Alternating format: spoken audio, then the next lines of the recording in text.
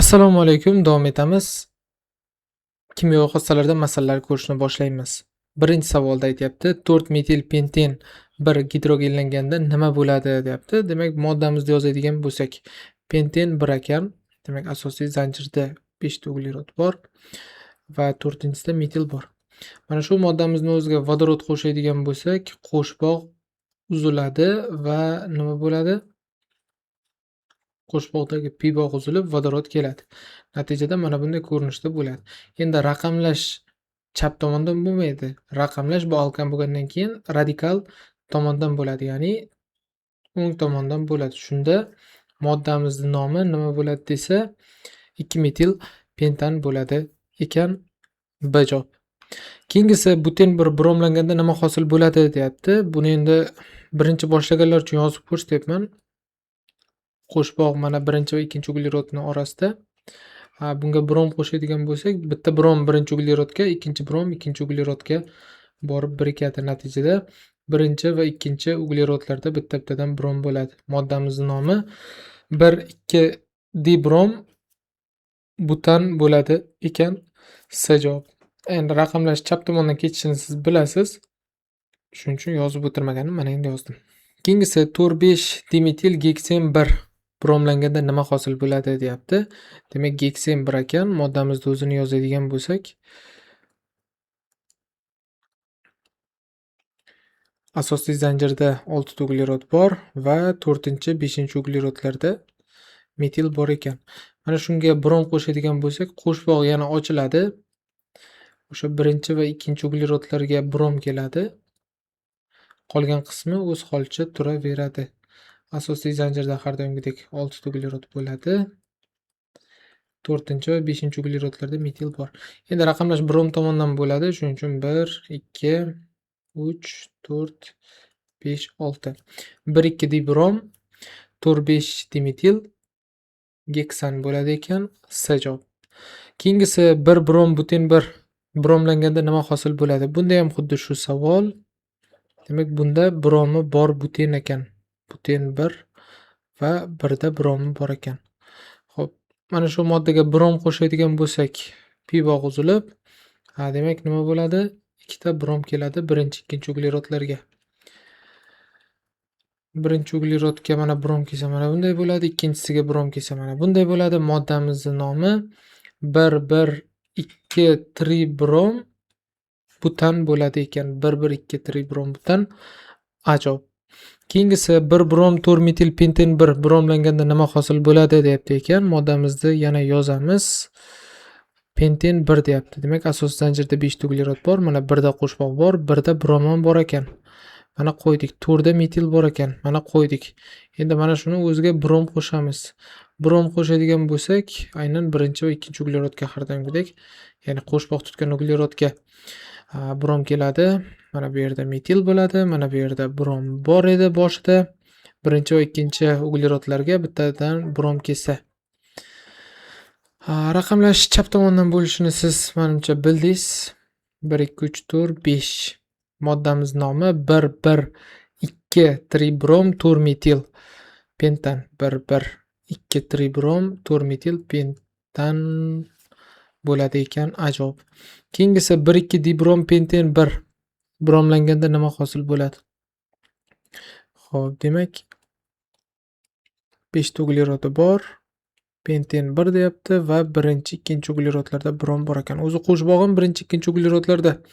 Hozir biz bu moddamizga brom qo'shadigan bo'lsak, aynan mana shu birinchi va ikkinchi uglerodlarimizga yana brom keladi.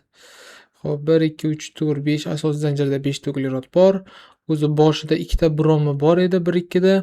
Yangi kelgan bromlar tepaga qo'yiladigan bo'lsa, mana shunday ko'rinishda bo'ladi. Moddamizning nomi endi raqamlash brom tomonidan bo'lishini siz bilasiz. 1, 1, 2, 2 tetrabrom pentan bo'ladi ekan. A javob. Keyingisi buten 1 gidrobromlanganda endi gidrovodorod brom H brom qo'shilyapti. Nima hosil bo'ladi deyapti. Buten 1 ni o'zini ko'radigan bo'lsak, endi boshlanishiga vodorodni qo'yib chiqamiz. Buten 1 deyapti. CH2 CH. Endi asosiy qo'shbog'dagi mayli endi hammasini yozib qo'yaylik. Qo'shbog' tutgan uglerod Tagi vodorodni o'zini yozsak ham yetadi aslida. Chunki qaysi biriga vodorod, qaysi biriga brom kelishini bilish uchun o'sha qo'shboq tutgan uglerodlardagi vodorodlarning o'zi yetarli. Mana shunga H brom qo'shamiz. Endi H brom qo'shsak, vodorod ko'piga vodorod, vodorod kamiga brom boradi. Natijada ikkinchi uglerodga brom boradigan bo'lsa, 2 brom butan bo'ladi ekan moddamiz. Shunda 2 brom butan bu C javob. Undan keyingisi 2 brom buten 1 ga yana H brom qo'shishimiz kerak ekan. 1 2 3 4 buten 1 deyapti va 2 da bromi bor ekan. 2 da brom bo'lsa, mana bu uglerod 4 valentli, vodorod yo'q. Mana bu uglerodimiz, mana bu uglerodimiz 2 valent bo'lib turibdi. Buni 2 ta vodorodi bor 4 valent bo'lish uchun. Xo'p, mana shuni o'ziga yana H brom qo'shadigan bo'lsak, vodorod ko'piga vodorod. Endi vodorod pastdan olib boraylik. Vodorod ko'piga vodorod, vodorod kamiga galogen bog'lanadi. Natijada aynan ikkinchi uglerodga yana bitta brom keladi ekan. O'zi bitta bor edi mana. Ikkinchisiga yana bitta kelsa, ya'ni shuni o'ziga yana bitta ikkinchi brom keladigan bo'lsa, endi raqamlashni bilasiz, chap tomondan bo'ladi. 2 2 dibrom butan hosil bo'ladi ekan, C javob. Keyingisi 2 brom 3 metil penten 1 gidrobromlanganda nima hosil bo'ladi? Moddamizni yozamiz. Penten 1 deyapti. Mana 2 da brom bor ekan, mana 3 da metil bor ekan, mana. Penten 1. Chekkadagi uglerod CH2, bu uglerod 4 valent bo'ldi. Mana bu uglerod 4 valent bo'lib turibdi. Buni vodorodi yo'q. Gidrobromlaydigan bo'lsak, H brom qo'shsak, vodorod ko'piga vodorod boradi, vodorodi kamiga, aniqroq vodorodi yo'g'iga brom boradi. Natijada aynan o'sha uglerodda nima bo'ladi? Yana bitta brom bo'ladi. O'zi bitta brom bor ekan. Asosiy zanjirda 5 ta uglerod bor ekan, 3 ta metil bor ekan. Aynan ikkinchi uglerodga yana bitta brom keldi. Raqamlash chap tomondan bo'lishini siz menimcha bildingiz. 1 2 3 4 5 2 2 dibrom 3 metil pentan bo'ladi ekan, B javob. Keyingisi 1 2 dibrom geksen 2 yozadigan bo'lsak, 1 2 3 geksen 2 mana 1 bilan 2 da brom bor ekan. Mana brom, mana brom. Endi qarang, mana bu uglerodimizni o'zi mana bu yerda keyingi uglerodga bog'lansa, bu 3 valent bo'lib turibdi. Buni bitta vodorodi bor. Mana bu uglerod 4 valent bo'lib turibdi. Ya'ni 4 ta bog' hosil qilib bo'ldi. Buni vodorodi yo'q. Xo'p, endi geksen desa, mana 6 ta uglerod asosiyda va qo'shboq tutgan uglerodlarni agar vodorodi bo'lsa, vodorodni yozdik. Endi bunga H brom qo'shadigan bo'lsak, vodorod ko'piga vodorod, vodorod kamiga galogen boradi. Natijada hosil bo'ladi uglerod, uglerod, uglerod, uglerod, 6 ta uglerodni mana yozib olamiz. O'zi 1 bilan 2 da boshida brom bor edi mana va ikkinchi uglerodga yana brom kelyapti. Endi hosil bo'lgan moddamizni nomlaydigan bo'lsak, mayli, raqamlab qo'yamiz. 1 2 3 4 5 6. 1 2 2 tribrom geksan bo'ladi ekan, A javob. Keyingisi buten 1 gidrotlanganda nima hosil bo'ladi deyapti. Buten 1 ni o'zini yozadigan bo'lsak, mana CH2 CH CH2 CH3. Mana shu moddamizni o'ziga suv qo'shadigan bo'lsak, suvni HOH degandek esingizda bo'lsa, vodorod ko'piga vodorod boradi, vodorod kamiga OH boradi. Natijada ikkinchi uglerodga OH keladigan bo'lsa, ya'ni OH ol qo'shimchasini beradi. Butanol 2 oxiriga ol qo'shimchasini qo'shamiz va raqamini aytamiz. Bu ol bo'ladigan bo'lsa, butanol 2 C javob. Keyingisi 2 4 dimetil penten 2. Demak 1 2 3 4 5. Penten 2 deyapti, mana bu yerda qo'shib bo'ladi va 2 4-chi uglerodlarda metillar bo'ladi. Xo'p, endi mana bu uglerodimiz 4 valent bo'lib turibdi. Bunga vodorod shart emas. Mana bu uglerod 3 valent bo'lib turibdi. Bunga bitta vodorod kerak, shunda 4 valent bo'ladi. Endi mana shuni o'ziga suv qo'shadigan bo'lsak, vodorod ko'piga vodorod, vodorod yo'g'iga, ya'ni kamiga OH boradi. Natijada uglerod. Asosiy zanjirda 5 ta uglerod bor, 2 bilan 4 da metil bor va OH ikkinchi uglerodga kelyapti. Shunda bu moddamizning nomi 2 4 dimetil pentanol 1 2 bo'ladi. Pentanol 2, ya'ni ikkinchi uglerodda OH bor ekan. B javob. Keyingisi buten 1 oksidlanganda kaliy permanganat bilan nima hosil bo'ladi? Buten 1 ni oksidlaydigan bo'lsak, biz eslaringizda bo'lsa, buni Wagner reaksiyasi deb ko'rgandik, eslangda bo'lsa. Mayli, endi reaksiyani tenglashtirmasdan yozib qo'ya qolaman. Kaliy permanganat suv qo'shadigan bo'lsak, aynan o'sha qo'shboq uzilib ketib, o'sha qo'shboq tutgan uglerodlarda har biriga bittadan OH keladi degan edik, esingizda bo'lsa. Mana OH va OH. Va bundan tashqari marganez 4 oksid hosil bo'ladi, cho'kma. Esingizda bo'lsa, olinishda videosini ham men YouTubedan topib qo'yib bergandim. Va kaliy gidroksid hosil bo'ladi. Mayli, shu joyda takrorlash uchun koeffitsiyentlarni ham eslab ketaylik. 324 322 deb aytgan edik, esingizda bo'lsa. Hamma alken uchun bir xil. Demak, bu moddamiz nomi OH ol qo'shimchasini beradi dedik. Demak, 1 bilan 2 da OH bo'lgani uchun 1 2 butandiol 1 2 bo'ladi ekan. Keyingisi 2,5 dimetil geksen 1 kaliy permanganat bilan oksidlanibdi.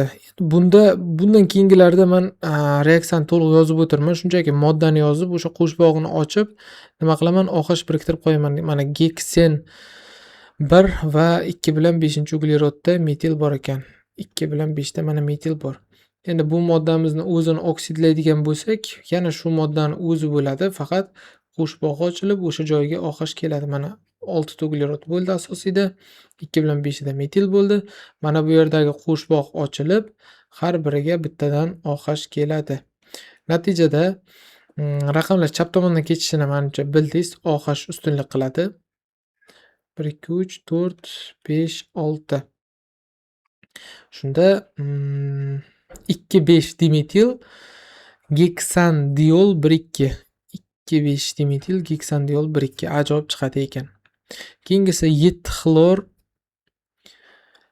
3,4 dimetil. Xo'p, gepten 1 deyapti. Gepten 1 desa, mana bu yerda qo'shboq bo'ladi. Mana uglerod, mana keyingi uglerod, 3-chi, 4-chi, 5-chi, 6-chi, 7-chi gepten deyapti. 3 bilan 4 da metili bor ekan. Mana 3 4 da metili bor. 7 da xlori bor ekan. Mana va 4 da etili bor ekan. 4 da etil bo'lsa, mana bu yerda tepaga metil, pastga etil qilib qo'ysa ham bo'lar ekan. Mana shu moddani o'ziga vodorod xlorid qo'shar ekanmiz.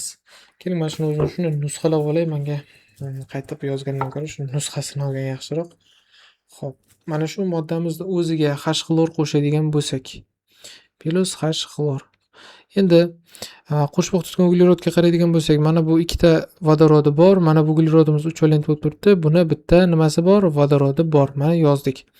Endi vodorod ko'piga vodorod kamiga xlor keladi. Natijada hosil bo'lgan moddani ko'radigan bo'lsak, tuzilishini uglerod mana bunday bo'ladi. Ikkinchi uglerodga nima keladi? Xlor keladi. Xo'p, endi raqamlash qaysi tomondan desa, raqamlash mana birinchi uglerodda hech narsa yo'q, lekin bu tomondan sanasak birinchi uglerodda xlor bor. Shuning uchun raqamlash aynan bu tomondan keladi. Qaysi holatda sanasak radikal birinchi kelsa, o'sha tomondan keladi. Demak, 1 2 3 4-uglerod, 5-uglerod, 6-uglerod, 7-uglerod. Raqamlaydigan bo'lsak, o'zi birinchi ingliz tilida xlor mana bunda yoziladi-da. Shuning uchun birinchi mana bu rus ABC ingliz tilida, mana bu S xlorni birinchi yozganda, lekin bizda alifbomiz bo'yicha qaraydigan bo'lsak, endi ustoz adashmasam ingliz tilidan tarjima qilgan yoki bo'lmasa oldin galgan aytilganmi? Shunga qarab olgan, bilmam. Qisqasi, moddani o'zini shu birinchi xlorda aytgan ekan. Javoblarga qaraydigan bo'lsak, biz ham xlorda aytamiz. 1 bilan 6 da xlor bor ekan. 1 6 dixlor, undan keyin metilda aytyapti. Metil bizda 4 va 5-uglerodda. 1,6 dixlor, 4,5 mana 1,6 ga 2 ta bo'ldi. 4,5 ga faqat bitta bor. 4,5 dimetil, 4 da etili bor. Gepdan bo'ladi ekan. B javob. Keyingisi 1608 gram alken bromni o'ziga biriktirish ma'lum bo'lsa, alkenni toping. Endi alkenlar bilan brom 1 ga 1 mol nisbatda reaksiyaga kirishini biz kimyoviy xossasida ko'rdik. 1 molga 1 mol birikadi ekan. Va natijada mayli mahsulot o'zi kerak emasga yozib qo'yapman. Shunchaki endi o'rganayotganlar bo'lsa, yozib o'rgangani yaxshi. 1608 gramiga qancha brom birikar ekan? 64 gram brom birikadi. O'zi 1 mol brom reaksiya bo'yicha 160 grammi? 160 ga qancha bilan birikadi desak, 64 dan 16 ga o'tsa 4 marta oshadi. 10 ga ko'paytiramiz. 64 4 ga bo'lsak 16, 10 ga ko'paytirsak 160. 1608 ni 4 ga bo'ladigan bo'lsak 44,2, 10 ga ko'paytirsak 42 gram. Demak, alkenni massasi 42 ekan. O'zi alkenlar umumiy formulasi bo'yicha massasi 14N, mana shuni o'zi 42 ga teng bo'ladigan bo'lsa, N teng 3 chiqadi. Noma'lum alken tarkibida 3 ta uglerod atomi bo'lgan ekan. Propen javob. Keyingisi 13,44 litr etilen oksidlanganda 8,7 gram cho'kma hosil bo'lgan bo'lsa, reaksiya unumini toping deyapti. Endi Wagner reaksiyasi bo'yicha alken CN ya'ni bizda etilen C2H4 3 mol bo'ladi. Natijada 2 mol marganez toroksid chiqadi. Men bu reaksiyani to'liq yozib o'tirmayapman. O'zingiz bo'lmasa to'liq yozasiz, reaksiyani tenglashtirasiz. 324, 322 ning koeffitsiyenti. Xo'p. 13,44 litrda o'zi necha mol bo'ladi desa, 13,44 ni 22 ga 4 ga bo'ladigan bo'lsak 0,6 mol chiqadi. 0,6 mol etilendan o'zi necha mol cho'kma chiqadi, o'shani topishimiz kerak. Bizda 3 molidan 2 mol cho'kma chiqadi. 0,6 dan qancha chiqadi? 0,6 dan qancha chiqishini topadigan bo'lsak, o'z mana bu bilan bu ikkalasini qisqartirib yuborsangiz ham bo'ladi. 1,2 ni 3 ga bo'lsangiz ham bo'ladi. Qisqasi 0,4 mol marganez toroksid cho'kmaga tushadi. Endi marganez toroksid qancha desa, 8,7 gramni o'zini massasi 87. 87 ga bo'ladigan bo'lsa, 0,1 mol marganez toroksid cho'kmasi chiqqan, lekin o'zi 0,4 mol chiqish kerak alken to'liq kirsa. Demak, o'zi alken to'liq kirsa 0,4 mol chiqish kerak edi. Bu 100%. Lekin bizda 0,1 mol chiqib qolyapti cho'kma. Bu necha foiz? 4 barobar kam bo'lsa 25% bo'ladi ekan. Demak, reaksiyonimiz 25% ekan. A javob. Keyingisi 2 metil pentan olish uchun necha xil alkenni gidrogenlash kerak deyapti. O'zi mana shu 2 metil pentanga mos tushadigan alkenlar nechta struktura bo'yicha deydigan bo'lsak, mana bu yerga bitta qo'shboq qo'ysak, bitta holat bo'ladi. Mana bu yerga qo'shboq qo'ysak, bu bilan bir xil bo'lib qoladi, shuning uchun bo'lmaydi. Ya'ni mana bu uglerodni o'zi ikkita metil bilan bog'lanib turibdi. Biz bittasiga shu metilni bittasiga qo'shboq qo'ysak bo'ladi ikkalasining orasida. Mana bu yerga qo'ysak bitta holat. Bu bitta holat. Mana bu yerga qo'ysa, moddamiz simmetrik emas, shuning uchun hamma bog'ga qo'yib chiqishimiz kerak. O'zi nechta uglerod bog' bo'lsa, mana hammasiga qo'yib chiqishimiz kerak. Lekin mana bu ikkala metil bir xil bo'lgani uchun, mana bu uglerodga bog'lanib turgani uchun bittasini olsak yetadi. Qisqasi mana bu bitta holat, mana bu ikkinchi holat, mana bu uchinchi holat, mana bu to'rtinchi holat. Demak, 4 ta holat bor ekan. Agar yo'q ustoz, men tushunmay qoldim buni desangiz, shunchaki mana keling, Xudoga shukr, nusxalash degan funksiya bor. Men shu nusxalash bo'yicha ko'rsataman. Xo'p, 4 ta alken olsak yetadi ekan. Mana 1, 2, mana 3 va 4-sini hozir ko'rsataman. Mana 4. Xo'p, endi mana bitta holat, mana ikkinchi holat, mana uchinchi holat, mana to'rtinchi holat dedim. Endi shu joyda savol bo'lishi mumkin, ustoz, mana bu pastdagi metilga qo'ysakchi, bunga nima bo'ladi desangiz, qarang. Mana bu yerdagiga qo'ysangiz, asosiy zanjirda metil qo'shboq bo'lishi kerak. Mana bunday bo'lib ketadi asosiy zanjir. Asosiy zanjir bunday bo'ladi. Endi mana bu bilan bir xil dedim, nima uchun? Qarang. Birinchi va ikkinchi uglerod orasida qo'shboq bo'lyapti va tashqarida bitta metil bo'lyapti 2 da. Birinchi va ikkinchi uglerod orasida qo'shboq bo'lyapti, 2 da metil bo'lyapti. Ikkalasi bir xil bo'ladi, shuning uchun bittasiga qo'ysak yetadi. Shart emas, demak 4 xil bo'ladi ekan. D javob. Keyingisi alken qaysi moddalarning suvli eritmasi bilan sifat reaksiyasini beradi? Ya'ni rangi o'zgarishi kerak. Alkenlar natriy OH bilan kirishmaydi, H xlor bilan kirishadi, lekin H xlor ham rangsiz, alken ham rangsiz, hosil bo'ladigan xlorli mahsulot ham rangsiz. Hech qanaqa ko'z bilan ko'riladigan, misol uchun gaz chiqishi, rang o'zgarishi, cho'kma tushishi, umuman hech narsa yo'q. Shuning uchun H xlor bilan sifat reaksiya ketmaydi. Bromli suvni rangsizlantiradi. Buni olinishda YouTubedan videosini ko'rsatganim esingizda bo'lsa kerak. Kaliy permanganatni ham reaksiyasini YouTubedan ko'rsatgandim. Shunda 3 bilan 4 da sifat reaksiya bo'lishi mumkin ekan. D javob. Keyingisi 0,6 mol butenni oksidlash uchun kaliy permanganatni eritmasdan qancha millilitr talab qilinadi deyapti.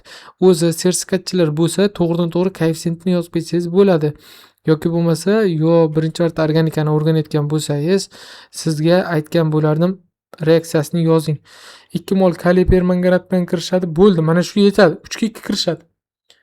Xohlasangiz yana qo'shimcha mahsulotni yozing. Plus 4 mol suv. Agar kerak bo'lsa, mayli, yana mana shu 4 mol suvni o'zini boshqa rangda yozaylik. Shu kerak bo'lsa, o'zi kerak emas. Koeffitsiyentini bilsangiz, reaksiyasini bilsangiz shart emas. Plus 4 mol suv hosil bo'ladi. Vaqtingiz ketgani qoladi-da sertifikatda. 3 mol S4H8 dan bitta, OH dan ikkita, plus 2 mol marganez 4 oksid cho'kmaga tushadi. Plus 1 mol 1 mol debman, 2 mol kaliy OH chiqadi. Suvni yozib yotibman. Xo'p, bizga mana buni o'zi yetardi. O'zi 3 mol alkenga, butenga 2 mol kirishardi. Bizda 0,6 mol.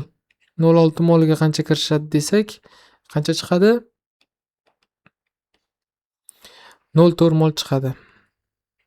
0,4 mol kaliy permanganat sarflanar ekan. O'zi kaliy permanganat eritmasining konsentratsiyasi 0,5 molarli, ya'ni 0,5 mol taqsim litr. Bu degani 0,5 moli 1000 millilitr eritma degan. Bizda 0,4 mol. 0,4 mol qanchada desak, 8 millilitr chiqadi. Demak, 8 millilitr oksidlovchi eritmasidan talab etiladi ekan. D javob. Xo'p, bundan keyingisi mol nisbati 1:1,4 bo'lgan etilen, etan va vodoroddan iborat aralashma nikel katalizatordan o'tkazildi. Molyar massasini toping. Demak, bizda S2H4 bo'lgan, bundan tashqari S2H6 bo'lgan va vodorod ham bor. Vodorod 4 mol. Endi mana bu etilen bilan vodorod reaksiyaga kirishadi 1:1 mol nisbatda.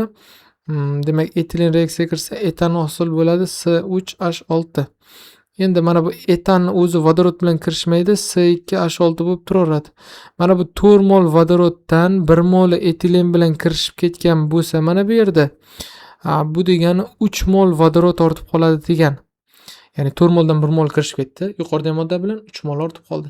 Mana shu aralashmani o'rtachasini topishimiz kerak. Endi mana bu ikkalasi etan va 1 moldan jami 2 mol bo'ladi. 2 mol etan, 1 mol vodorod bor ekan. Demak, aralashmani o'rtachasini topmoqchi bo'lsak, M o'rtachasi barobar 2 mol etanning massasi 2 kara 30 plus 3 mol vodorodning massasi 3 kara 2. Mollari 2 mol etan, 3 mol vodorod. Shunda 60 ga 6 66, 66 ni 5 ga bo'ladigan bo'lsak, bitta bor. 16 ni ichida 3 ta bor va undan keyin 2 bo'ladi ekan. 13,2 degan S javob bo'ladi ekan. Bu aralashmaning o'rtacha massasi gram taqsim molda. Keyingisi alken xlorning uglerod tetraxloriddagi eritmasidan o'tkazilganda. Endi bu yoqda uglerod tetraxloridning aloqasi yo'q. Shunchaki xlor mana shu moddada eribdi, tamom. Bu yoqda qanaqadir qo'shimcha ma'no qidirib o'tirish shart emas. Endi mana shu alken o'zini mana bunday ko'rinishda yozaman, CnH2. Mana bu alkenni o'zi demak xlor bilan reaksiyaga kirishganda o'ziga xlorni biriktirib oladi. CnH2n xlor 2 chiqadi. Agar mana bu alkenni o'zi kaliy permanganat eritmasi bilan reaksiyaga kirishsa, xo'p, mana bu yerda bizga sal joy kerak ekanda. Kaliy permanganat eritmasi bilan reaksiyaga kirishsa, nima hosil bo'ladi? Diol hosil bo'lardi. Shunchaki ikkita OH ni o'ziga biriktirib qo'ysangiz yetadi. Strukturasini yozib o'tirish shart emas. Natijada CnH2n OH dan 2. Demak, massasi 14n plus 34 bo'ladi. Buni massasi 14N plus 71 bo'ladi. Bizda aytyapti xlorli mahsulot 39,6 gram. Diolimiz 24,8 gram. Xo'p, o'zi pastini ayirib olamiz, tepasini ayiramiz. Nima uchun ayiramiz? Pastida 14N bor, 14N bor. Noma'lumlar qisqarib ketadi. 14N dan 14N ayirsak qisqarib ketadi. 71 dan 34 ayiradigan bo'lsak, 30 necha chiqadi? 37 chiqadi farq. 37 gram bu farq. Tepasida farq topadigan bo'lsak, 39,6 dan 24,8 ayirsak, xo'p, 5,2 ga 9,6 ni qo'shadigan bo'lsak, qancha bo'ladi? 14,8 gram farq bo'lyapti. Tushunarli-a? Tepasidan tepasini ayirdik. Pastidan pastini ayirdik. 14Nlar qisqarib ketdi pastida. Xo'p, o'zi mana bu 34,7 14,8 qisqaradi. 37 ga bo'linadigan bo'lsa 1 ga 0,4 bo'ladi. Xo'p, endi mana bu qiymat o'zini topaylik. 1 da 24,8 ko'paytirib 0,4 ga bo'ladigan bo'lsak 62 chiqadi. Demak, diolni massasi 62. 14N plus 34 teng 62 ga bo'lsa, 14N teng bo'ladi 62 dan 34 ayirsa 28 ga, N teng bo'ladi 2 ga. Demak, ikkita uglerodi bor alken etilen ekan. Ajob. Keyingisi mana shu reaksiyada o'ng va chap tomondagi atomlar yig'indisini toping deyapti. Demak, reaksiyaning o'zi atomlar o'zgarmaydi, saqlanib qoladi bilsangiz. Chap tomonda nechta atom bo'lsa, o'ng tomonda ham xuddi o'shancha bo'ladi. Yoki bo'lmasa qo'shib chiqing. Agar vaqtim ko'p mani ustoz bemalol desangiz qo'shib chiqing, marhamat, sizni hech kim to'xtatib qolmaydi. Yoki bo'lmasa chap tomonda qancha atom borligini tenglashtirishni bilamiz-ku. 3, 2, 4, 324, 322 dedik. Chap tomonda nechta atom bo'lsa, o'ng tomonda ham xuddi shuncha bo'ladi. Chap tomonda nechta bo'lsa, 2 ga ko'paytirib qo'yamiz, umumiy atom chiqadi. Xo'p, plus 4 mol suv. Xo'p, endi mana bu yerda qancha atom bor desa, mana bu 4 ta uglerod, 8 ta vodorod, 12 ta bo'ladi. 12 ni 3 ga ko'paytirsak 36 ta atom bo'ladi alkenda. 2 kara 6 12 ta bo'ladi kaliy permanganatda, plus 4 kara 3 12 ta atom bo'ladi suvda. Jami 24 ga 36 60 ta atom bo'ladi. Chap tomonda 60 ta atom bo'lsa, o'ng tomonda ham 60 ta atom bo'ladi. Ya'ni atomlar o'zgarmaydi, ikkala tomonda teng. 60 ga 60 ni qo'shadigan bo'lsak 120 bo'ladi ekan. C javob. Keyingisi 2 xlor 2 metil butan kaliy gidroksid spirti eritmasi bilan ta'sirlashganda endi alken hosil bo'ladi. Bilasiz, 2 xlor 2 metil butan deyapti. Mana 2 da metili bor, 2 da xlori bor ekan. Mana shu moddani o'ziga kaliy gidroksid spirtdagi eritmasini qo'shsak, alken hosil bo'ladi. Bilasiz, qo'shboq qayerga tushishini bilishimiz kerak. Chap tomonda uglerodda 3 ta bor, pastda metilda ham 3 ta vodorod bor, o'ng tomonda uglerodda 2 ta nima bor? Vodorod bor. 3 ta bor deb vodorodda aytyapmiz. Hozir kaliy keladida nima qiladi? Kaliy o'ziga xlorni olib chiqib ketadi. Vodorod qayerdan ketadi desa, vodorod kamdan vodorod ketadi. Zays qoidasiga ko'ra bilasiz. Bitta vodorod OHga ketadi. Natijada nima bo'ladi? Natijada qo'shboq qayerga tushadi? Qo'shboq o'rtaga tushar ekan, ikkinchi va uchinchi uglerod orasiga tushadi, mana bu yerga. Endi yana mahsulotlar hosil bo'lgan, bizga u kerak emas. Mana shu moddani o'zi kaliy permanganatni suvli eritmasida oksidlanadigan bo'lsa, bilasiz nima bo'ladi? Qo'shboq ochilib, o'sha ikkita qo'shboq tutgan uglerodga nima keladi? OH keladi. Natijada mana moddani o'zini tuzilishini yozib olamiz. Mana bu yerda qo'shboq ochilib, nima bo'ladi? Ikkalasiga ham bitta-bittadan OH keladi ekan. OH. Mana moddamizni raqamlaydigan bo'lsak, birinchi 1 2 3 4 chap tomondan bo'ladi. Demak, o'zi bizga buni molyar massasi kerak ekan. O'zi formulasi C4H10O2 bo'ladi. Yoki bo'lmasa shunchaki mana butenga, ya'ni buten emas, bu 5 ta uglerod bor-ku. C5 bo'ladi. C5H10 bo'ladi. O'shanga 2 ta OH olib kelib qo'ying, tamom. C5H10 ning massasi 70, 2 ta OH 34 qo'shadigan bo'lsangiz, molyar massasi demak 104 chiqadi ekan, 70 ga 34 qo'shganda. D javob. Keyingisi mol nisbati 6 ga 5 bo'lgan propan va noma'lum alken yondirilganda kislorodning 3dan 1 qismi alken uchun sarflangan. Xo'p, qolgani propan uchun sarflangan. Xo'p, 6 mol propanni oladigan bo'lsak, 6 mol o'zi C3H8 ni 1 moliga qancha kislorod ketadi, shuni topaylik-da. Xo'p, hosil bo'ladi 3 mol karbonat angidrid va 4 mol suv hosil bo'ladi ekan. Kislorodlar 4 ta, 6 ta, 10 ta 2 ga bo'ladigan bo'lsak 5 ketadi ekan. 1 moliga 5 mol kislorod ketadi. Bizda propan 6 mol, 6 moliga qancha ketadi deydigan bo'lsak 30 mol kislorod ketadi ekan. 30 mol. Alkan uchun 30 mol kislorod ketgan. Endi kislorodni o'zi 3 qismda 3 mol. Shuni biri nimaga ketgan? Alkenga ketgan. Qolgan ikkisi nimaga ketgan? Propanga ketgan. Mana shu ikkisi, ya'ni propanga ketganni o'zi 30 mol bo'ladigan bo'lsa, alkenga ketgan kislorod qancha bo'ladi desa 15 mol chiqadi. Bu alkenga ketgan kislorod. Biz propanni 6 mol olsak, mana nisbatdagi sonlarda oldik-da. Propanni 6 mol oldik, 6 ga 5 deyapti. Alken 5 mol bo'ladi. Demak, alkenni o'zi CnH2n bularni umumiy formula bo'yicha yondiradigan bo'lsak 1,5 n kislorod ketadi. Natijada n mol karbonat angidrid va n mol suv hosil bo'ladi. O'zi bizda alken 5 mol ekan, unga ketgan kislorod 15 mol chiqdi. Nisbat orqali topdik mana. Umumiy formula bo'yicha 1 ga qancha ketadi deb proporsiya qiladigan bo'lsak, 1 ga umumiy formula bo'yicha 1,5 n ketadi va mana shu 1,5 n ni o'zi ham teng bo'ladi nechiga? 5 bilan 15 qisqarsa 3 ga 1 bo'ladi, 3 molga. Mana shu yerda 1,5 n 3 ga teng bo'lsa, n teng 3 ni 1,5 ga bo'lamiz 2. Demak, alken tarkibida 2 ta uglerod bor ekan, etilen ajob. Keyingisi alken kaliy permanganatni suvli eritmasida oksidlanganda chap tomon va o'ng tomonda atomlar soni 84. Endi ikkala tomonda atomlar teng. Chap tomonda yoki o'ng tomonda qancha atom bo'lishini topish, umumiy atomlar 2 ga bo'laveramiz. Shunda 42 ta atom o'ng tomonda yoki 42 tasi chap tomonda bo'ladi.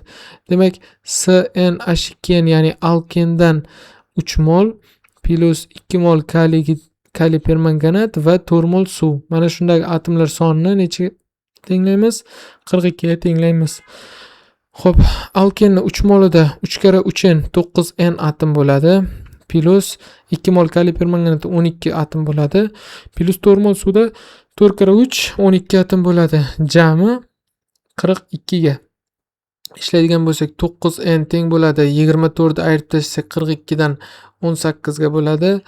N teng 2. Bunda ham 2 ta uglerod saqlagan alken bo'ladi ekan. Etilen ajob. Keyingisi metan va etandan iborat 5 litr aralashma qizdirilganda vodorod bilan 13 litr bo'lib qoldi. Qarang. Bu yoqda mana bunday olsa bo'ladi. C2H4 etilen va nima bor? C2H4 etilen, CH4 bor va vodorod bor. Bizda hozir mana bu etilenning o'zi vodorod bilan reaksiyaga kirishib ketadi. Vodorod qo'shilgandan keyin platin ishtirokida qizdirilganda hozir bizda metan bilan o'zi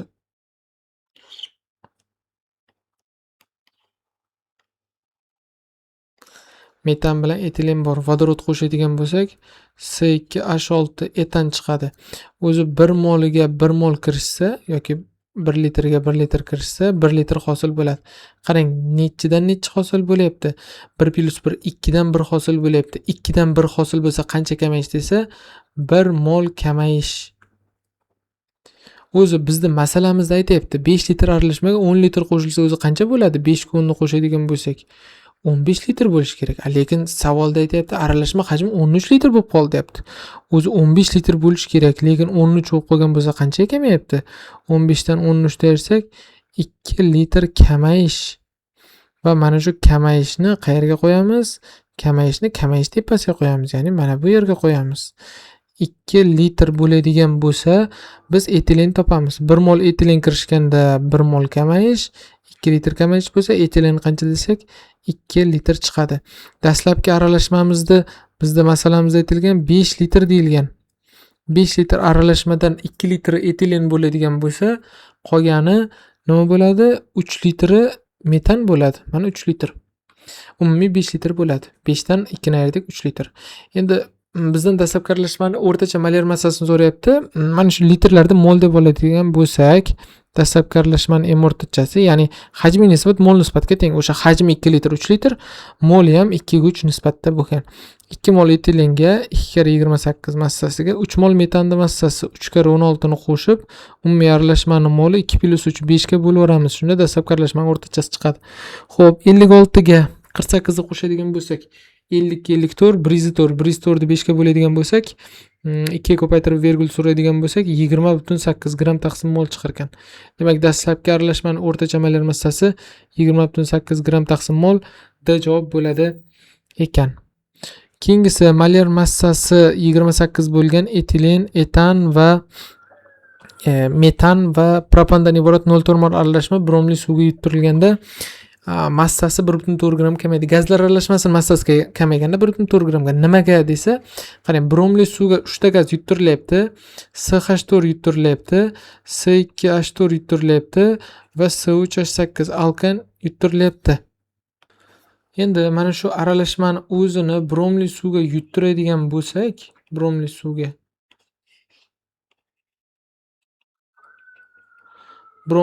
yuttirsak, etilen reaksiyaga kirishib qolib ketadi.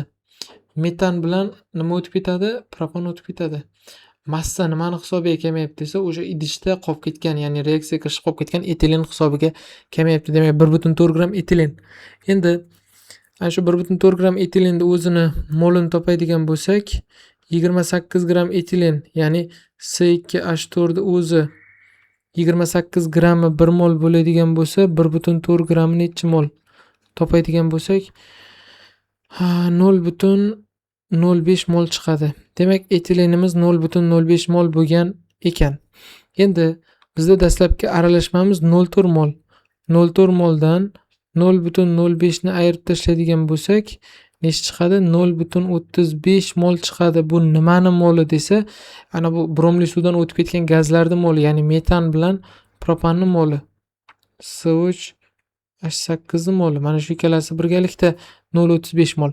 Endi xohlasangiz bir noma'lum tenglama qilsangiz ham bo'ladi. Metanni x mol olsangiz, propan necha mol bo'ladi shunda? Xo'p, mana bu aralashma umumiy 0,35 mol. Bittasini x mol oldik yoki x, y ikki noma'lum tenglama qilsangiz ham bo'ladi. X lik qulayroq. Mana bu x bo'lsa, ikkinchisini topishni nima qilamiz? Umumiydan birinchisini ayiramiz. Misol uchun umumiy 5 mol gaz bo'lsa-yu, shuni 1 mol metan bo'lsa, propan necha mol bo'ladi desa, 5 dan 1 ni ayirasiz, 4 mol propan deysiz. Ya'ni umumiy 5, qolgani propanga tegishli. 0,35 dan x da, ya'ni metanni ayirib tashlasak, qolgani propanda. 0,35 minus x propan bo'ladi. Tushunarlimi? Endi dastlabki aralashmaning o'rtachasini 28 ga tenglaymiz.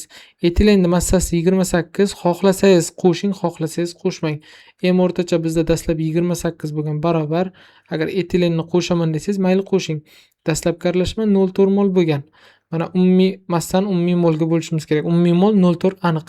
Xo'p, metanning moli x bo'lgani uchun massasi, molar massasini x ga, ya'ni molga ko'paytiramiz. Plus etilen 1,4 gram bo'ldi. Plus propanimiz 0,35 minus x mol bo'ldi. Mana shuni molar massasi 44 ga ko'paytiramiz. Xo'p, mana shu tenglamamizni ishlaydigan bo'lsak, x imiz kelib chiqadi 0,2 mol. Demak, etilenimiz bo'ladi ekan 0,2 mol. Etilen deyapman, uzr, metanimiz 0,2 mol bo'ladi. Propanimiz 0,35 dan 0,2 ni ayiradigan bo'lsa, 0,15 mol bo'ladi ekan. 0,15 C javob.